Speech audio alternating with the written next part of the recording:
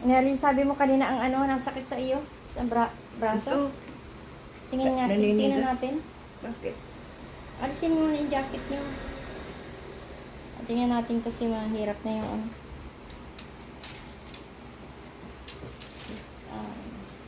Kung sa malalim ng pakiramdam ko. Ito, parting ito. Ito.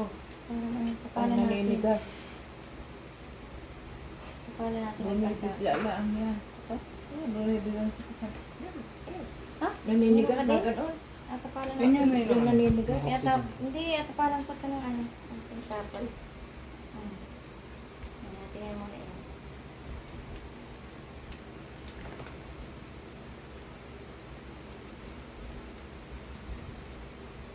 Huwag niyo tatanggalin yun na. Isang linggo yun.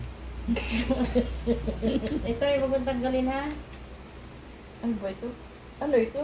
Ang tapal nga. Eh! Tapal sa sakit. Oh. Ano yun nga? Ito. Oh, masakit pa? Saan galing ito? Masakit pa? Hindi na. Gumaling na lahat. Gumaling na? Ito. Gumaling na ang inyong ano, tinapalan? Di mama. Bakit nagkapera ka ng ganito? Bigla akong yumaman.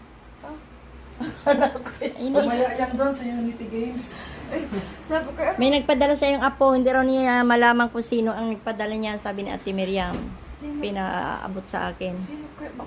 Wala mo na sabi si Miriam. Wala nga, ay sa akin nga inabot. Bigay ko daw sa iyo. Ay, ano sasabihin niyo? Kating-kiting ko ka. Sino ba ga ito? Salamat. Basta may nagpadala sa iyo, hindi ko alam, hindi rin niya masabi kung sino nagpadala. Oh. Oh. Hindi ko. May pera ka na ha? 1,000. Ang laki, no? Dati, ang pera, mga 6,000, 8,000. Nagkwento na. Nagkwenta na.